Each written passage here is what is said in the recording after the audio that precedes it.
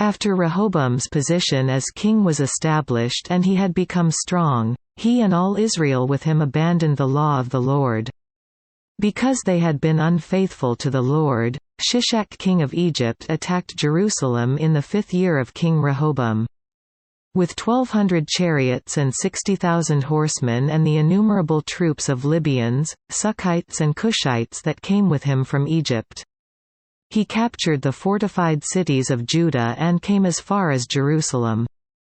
Then the prophet Shemaiah came to Rehoboam and to the leaders of Judah, who had assembled in Jerusalem for fear of Shishak, and he said to them, "This is what the Lord says, you have abandoned me, therefore, I now abandon you to Shishak." The leaders of Israel and the king humbled themselves and said, "The Lord is just."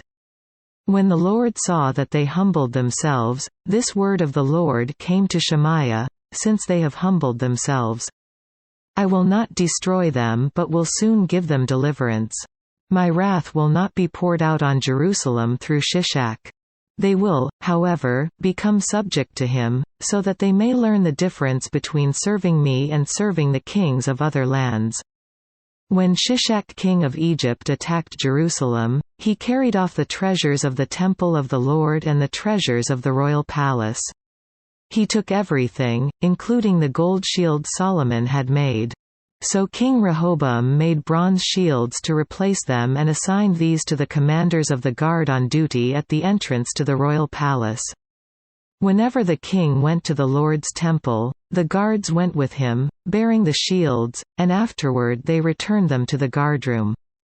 Because Rehoboam humbled himself, the Lord's anger turned from him, and he was not totally destroyed. Indeed, there was some good in Judah. King Rehoboam established himself firmly in Jerusalem and continued as king. He was 41 years old when he became king, and he reigned 17 years in Jerusalem. The city the Lord had chosen out of all the tribes of Israel in which to put his name. His mother's name was Naamah, she was an Ammonite. He did evil because he had not set his heart on seeking the Lord. As for the events of Rehoboam's reign, from beginning to end, are they not written in the records of Shemaiah, the prophet, and of Iddo the seer that deal with genealogies? There was continual warfare between Rehoboam and Jeroboam. Rehoboam rested with his fathers and was buried in the city of David. And Abijah his son succeeded him as king.